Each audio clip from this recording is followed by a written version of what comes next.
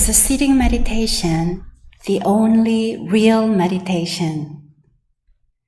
You may already know the answer, but let's talk about it. We recently discussed this topic at the Raleigh Temple. I wondered why a temple practitioner, Karen, brought this question to our attention. I used to think sitting meditation was not particularly important because everything we do can be a form of meditation.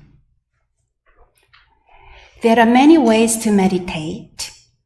In one Buddhism scripture, in the chapter on timeless meditation, it is stated, even a farmer wielding a hoe can practice meditation, as can a carpenter wielding a hammer, a clerk using an abacus, and an official seeing to an administrative matter. And we can practice meditation even while going about or staying at home.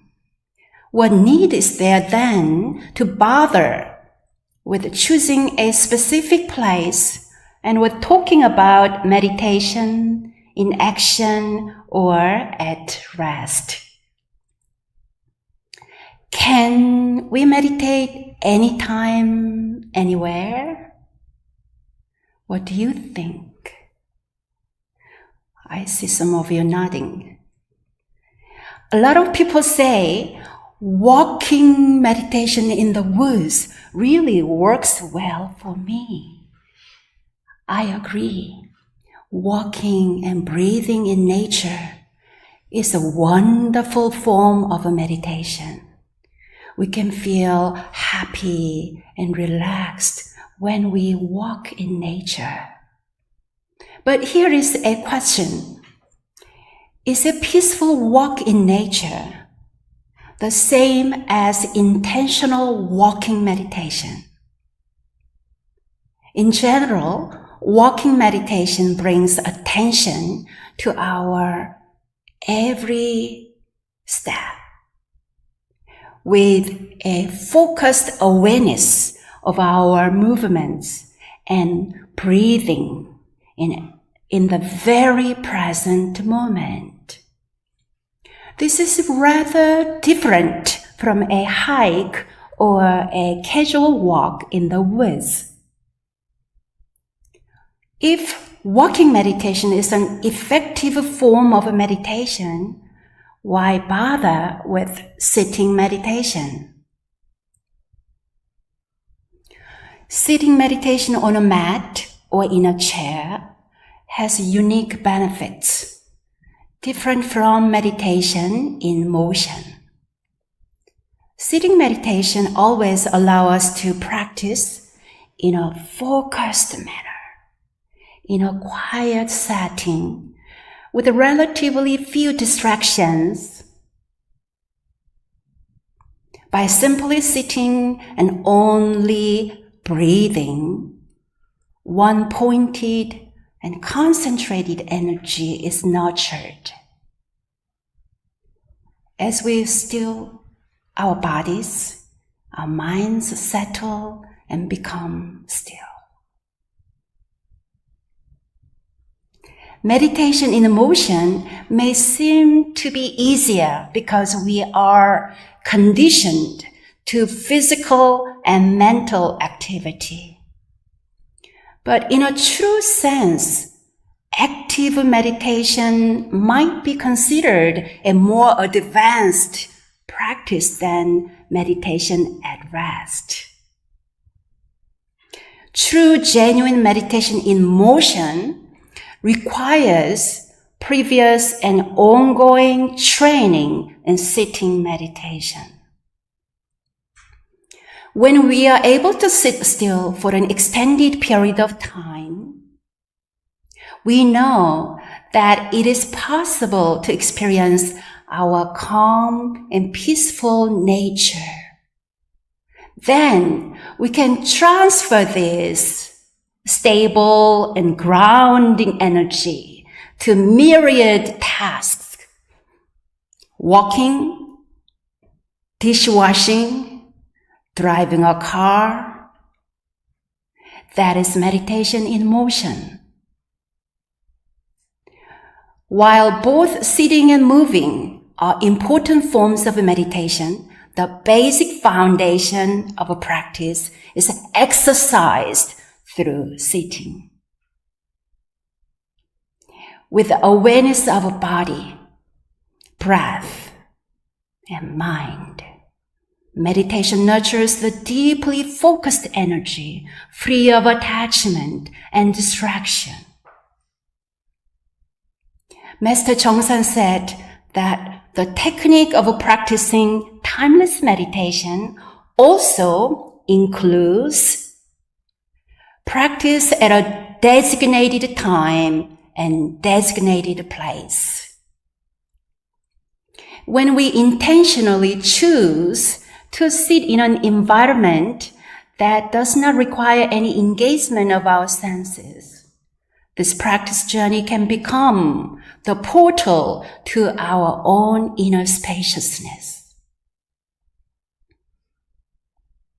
Within this quiet mind and body, we discover a vast inner solitude where we can walk inside ourselves and meet no one. In our North Carolina temples, we hold meditation retreat about once a month. In each retreat, once we have outlined the significance of sitting meditation, we incorporate many different traditions and methods in an eclectic manner. This approach is based on the following passage from our One Buddhism scripture, chapter 2, Doctrine, verse 20. In it, our founding teacher Sotae-san addresses participants at a sun meditation retreat.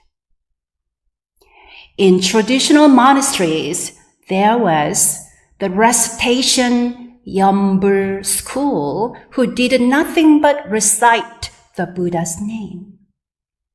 The doctrine Kyo school who did nothing but read sutras. The Zen Sun school who did nothing but sit in meditation. And the precepts Yul school who did nothing but keep the precepts. Within the single Buddha Dharma, they argued and criticized each other, but each school only taught one subject within the threefold practice of precepts, absorption, and wisdom. Sotae-san continued, we develop these subjects together and pursue each at its proper time. Every day at dawn, we sit in meditation. And during the day and night, we participate in various sessions involving scripture study, Dharma talks, discussions, journaling, contemplation on koans, and the principle of our true nature, and reciting the Buddha's name.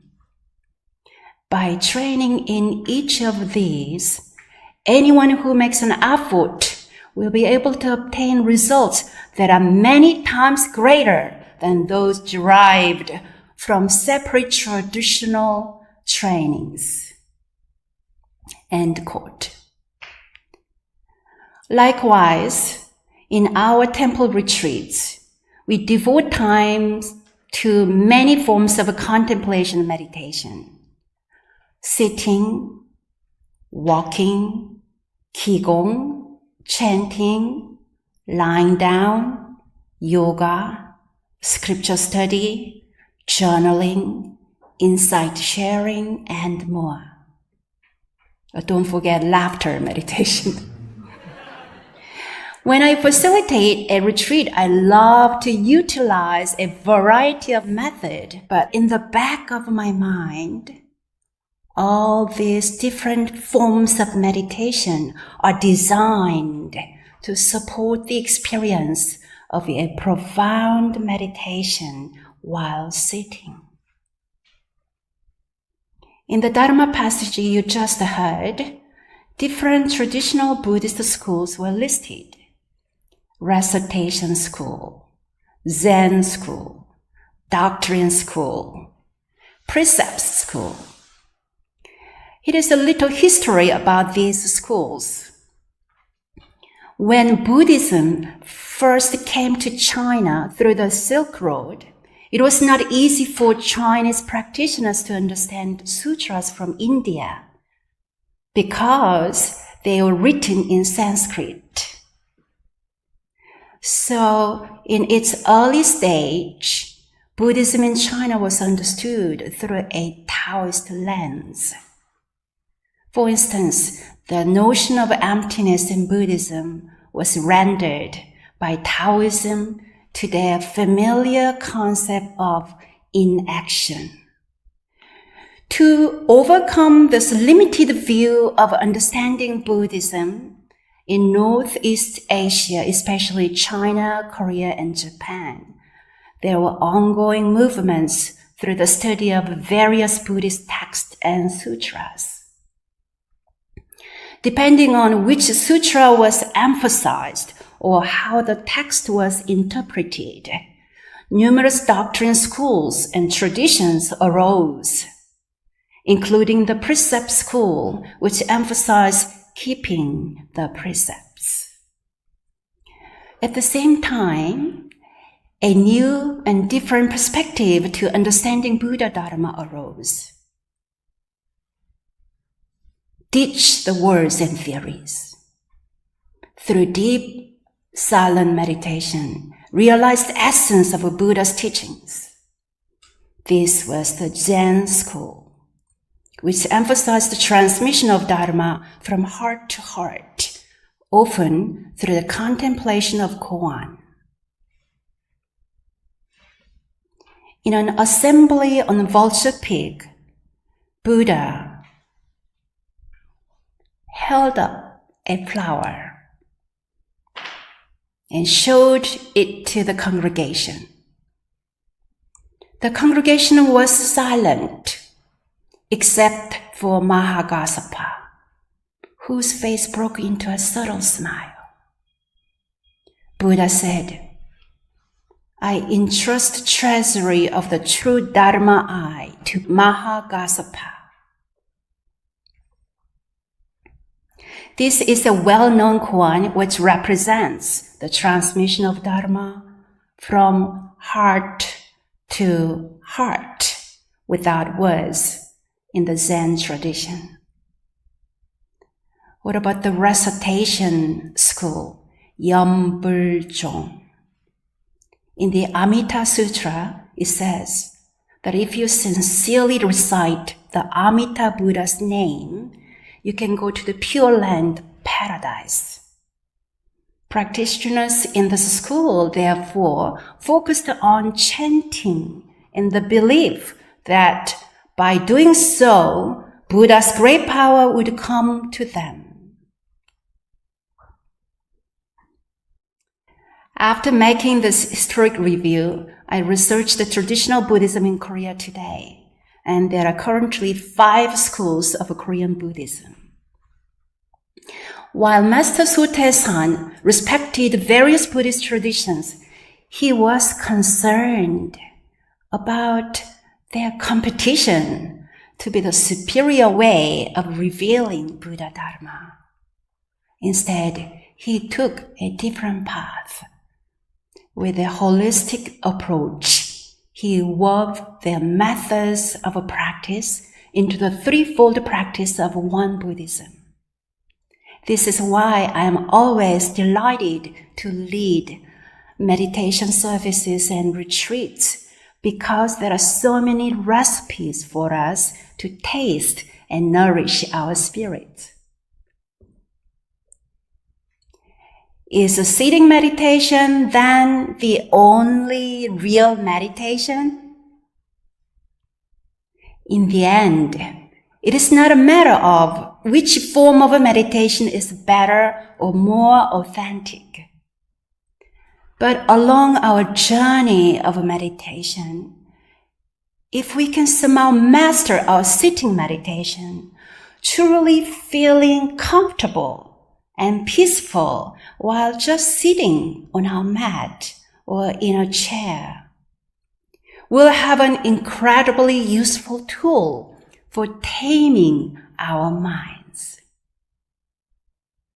If we have trained ourselves in sitting to experience true mindfulness and equanimity, we can feel confident in carrying our meditation energy into every aspect of our lives, whether at rest or in action. So, let's not be attached to the idea that one form of meditation is greater or lesser than another. With a beginner's mind, let's continue to strengthen the foundation of our practice here as we sit together now.